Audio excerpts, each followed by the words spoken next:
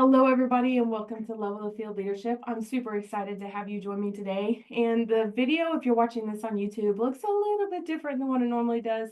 It's festive, and I'm recording this around the Christmas season. And so I figured, you know what? I'm going to put myself out of this world and we're going to throw some Christmas lights out in the universe. So, it's one of those things, right? Just welcome to my weirdness. It's fine.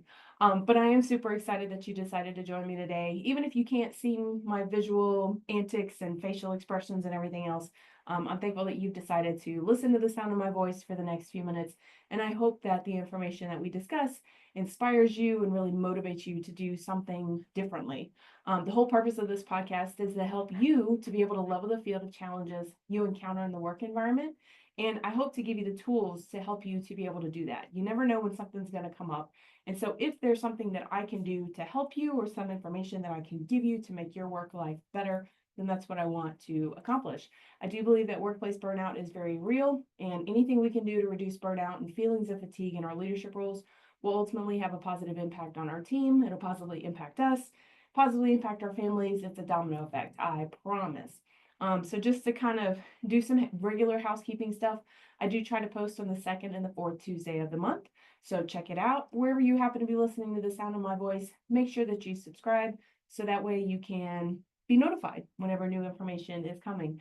This is not your first episode. Thank you, thank you, thank you immensely. Thank you for coming back and tolerating me.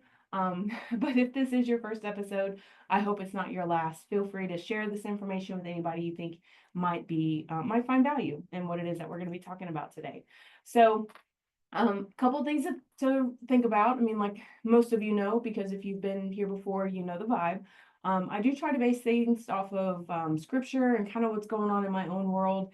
And to be perfectly honest, we finished up a leadership development workshop that was 100% focused on how do you show better and more appreciation to your colleagues. And I was like, this is really important, 365 days out of the year. But I hope to maybe have a conversation with you and just kind of put some seeds of thought for how you can show appreciation for people on your team around the holidays. So what can you do to go above and beyond kind of the basic vanilla appreciation?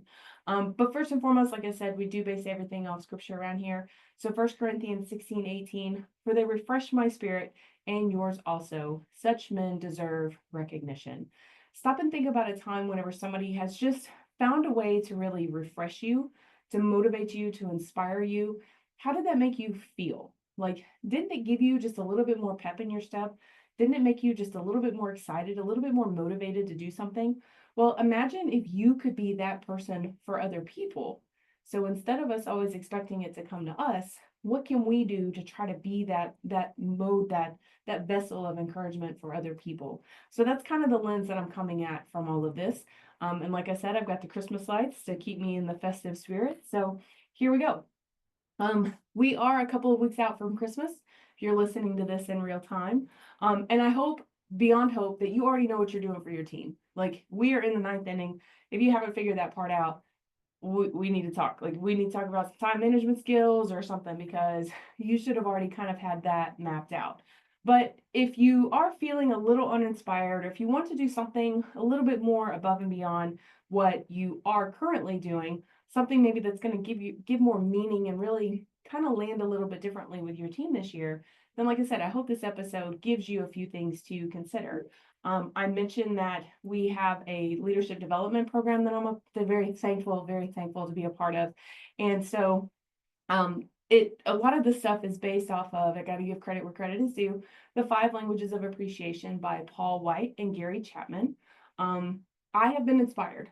I really have. And so in reading this information and talking with people, there's so many things that I want to do and so many ideas that I have, that maybe some of the ideas that I was able to generate and things just kind of bouncing ideas off of people, maybe they will inspire you as well. I don't want to be basic, right? Like, it's super simple to be vanilla. It's super simple to be boring. And there is a time and a place for boring. But when it comes to letting the people know that we care about in our work lives and in our personal lives, how much we actually appreciate them, then I think that we need to really keep that in mind and really try to develop those things going forward. So broad comments of, I appreciate you. Okay, well, those are good. But, whenever you tell somebody, I appreciate the way that you remain calm with that particular difficult customer. Well, now that person that you're talking to really and truly feels seen, right? It's very intentional, it's very specific. They know that you know the details of what went on and you see what they did and you're recognizing them for that specific thing that they did. So there's got to be an element of intentionality when we talk about appreciation. So like I said, handwritten thank you notes are good, but if you know that somebody really loves a type of bread and you decide, you know what, I'm going to make Rachel some banana bread. And you go and you make that banana bread and then you find out where she's going to be. And I'm talking in third person here, but I literally had somebody do this for me. She found out that banana bread was one of my favorites. She messaged me and asked me when I was going to be in a particular area. And I walked up to my door and boom, there was the bread. So it shows that she was really listening to me. I really did feel seen. And so what is it that we can do to be seen or to make sure that we are seeing other people, right? There's an intentionality there. There's a little bit more effort that's involved. There's a little bit more above and beyond that's going on. And I know how this made me feel. So I want to be able to do this for other people. And like I said, I hope that this encourages you, maybe inspires you to do something similar for somebody else as well.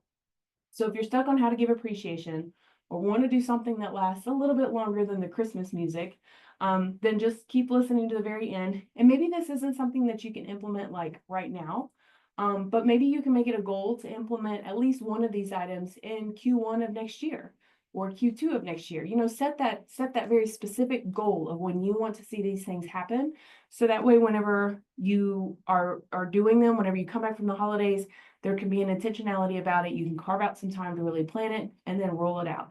It's never too late to start to change the culture of workplace. So I don't care if you've been in your position for 5 years. If you have made up your mind, you know what, this cannot go on the way that it is. We've got to do something differently. I support that. I champion that. I would welcome the opportunity to help you to do that. Because good leaders do it because it's the right thing to do, not because they're waiting on somebody else to do it. So if you know that you're not given enough appreciation, if you know that your department is kind of lacking this area, or maybe this is something from a workplace culture as a whole that your company could do better, you're the leader. I don't care what your title is. You're the leader. Get it started. I promise you will have other people that will come alongside you and will support you. Okay. So one idea that was mentioned is to create a recognition wall or recognition board. So if you have the actual physical space to do this, maybe this is something that, those cork boards, you just pick them up from Office Depot, maybe, decorate it a little bit and be like, okay, appreciation in our workplace, or, shining stars or something like that, like kind of think kindergarten. And I know that that sounds kind of childish whenever I'm saying that, well, because children are in kindergarten, or you go to school in kindergarten when you're a child. Anyways, you know what I mean?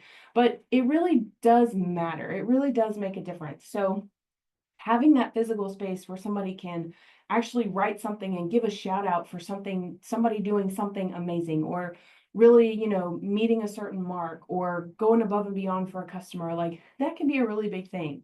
If you don't want to do a cork board, do like a dry erase board and have the dry erase marker sitting right there.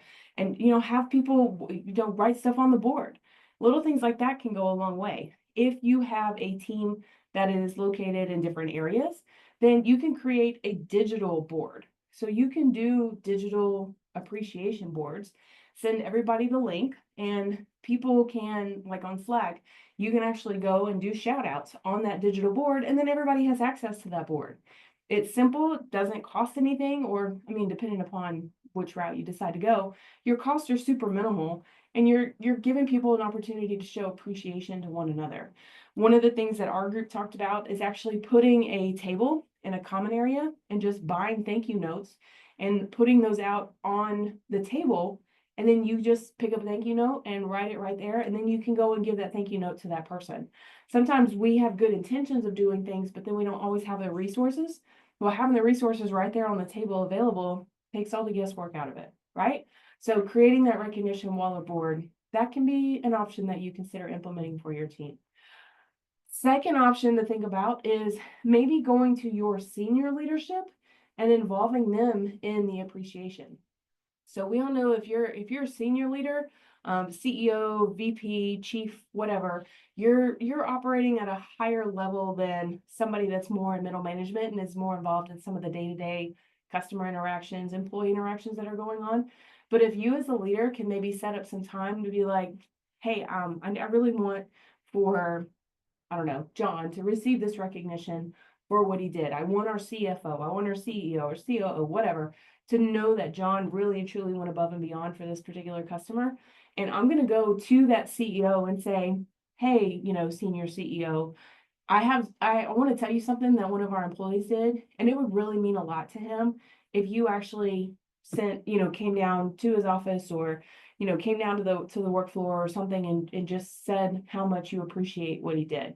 Now, granted, this might require some planning on your part. So if you've got a senior leader that is maybe, located in a different place than you, maybe this is something that's got to be set up with their assistant, like via Zoom, or maybe you have to wait a couple of weeks for this person to actually be in your physical location, but it can be done.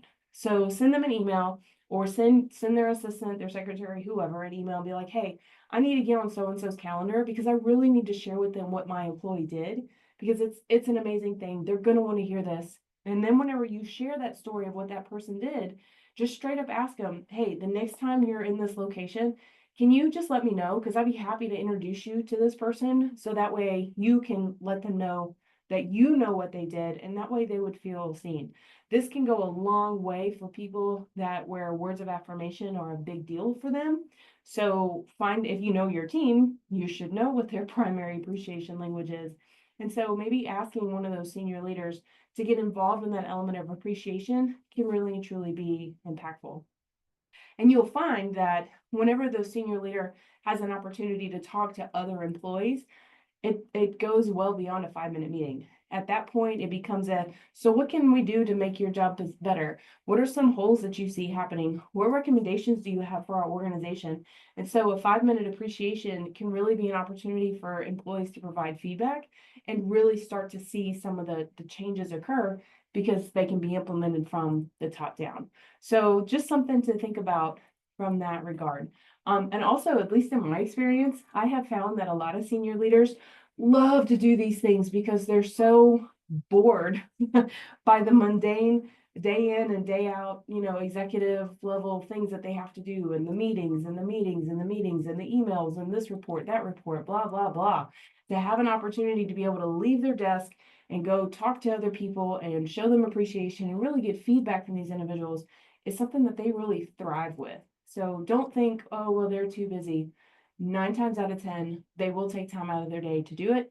You just have to be the leader that I already know you are to drive the conversation to have this to occur. Okay. So item number 1, create some sort of recognition wall or recognition board. Item number 2, maybe involve senior leadership. Item number 3, organize team bonding activities. So take people out of the office, plan a fun event, some sort of team outing, game night, something to celebrate success and to help foster camaraderie. So maybe you offer to do some sort of success lunch. Once your team reaches a certain goal, you take everybody out for lunch and then say, okay, well, after lunch is over, just go home the rest of the day. Like you give them a half day on a Friday.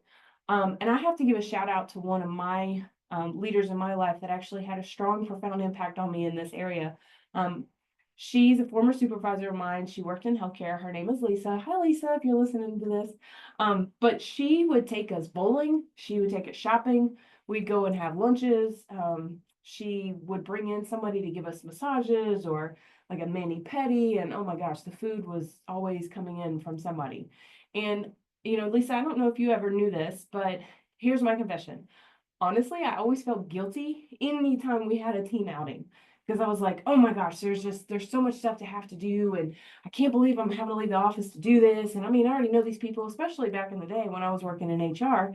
I don't need to spend time with these people. I already know these people. But now that I'm older and wiser and, covering up the gray hair as much as I can with highlights, I get it. And as much as work as I've done as far as the effects of burnout, how it can impact people, how it negatively impacts people, I'm so very much appreciative of what she did for us And from what I hear through the grapevine, she still does for her team. And I think that this is an important thing to do. And I mean, let's say you've got a team that is spread out all over the place. So there's a lot of people that are still working in remote situations. Maybe you can encourage everybody to attend a certain conference in your industry. And so everybody flies or travels into that particular city. And then just one night during the conference, everybody goes out and has dinner, right? So if we can just figure out ways to get us out from behind our desk, out from behind the grind of the Outlook email, and just be with people, in a relaxed environment, go bowling, go throw axes, go do something fun. You can really build camaraderie with your team, and you create memories, you create shared experiences, and that's how people bond. So maybe that's something that you could do. Maybe once a quarter, you're just very intentional about, I'm taking my entire team out, and this is what we're going to do. Now, granted, you can't force people to go. That's called kidnapping, but you can at least offer it, and hopefully they take you up on the offer because it's a fun thing that you're doing with your team. And don't mention anything about work. Nothing at all related to the work environment. Everything anything, any topic on the table besides work and maybe politics, because that's never good. Okay, so item number one, we're going to create some sort of recognition while we're bored. Item number two, if we don't like that, then maybe we involve senior leadership. If we don't like that, then maybe we start organizing some sort of team activities. If we don't like that, how about we spotlight unique talents? So hear me out on this one. We want to recognize people for their skills, their abilities, their knowledge, their KSAs outside of just their regular job role. So if somebody organizes team events or boosts morale with humor, highlight these contributions as much as you possibly can. Like, let these people know that what they do matters. So for example, you can say, hey, thank you, Maria, for always finding creative ways to celebrate team birthdays. You make our workplace feel more personal and more connected. People on your team have different skills.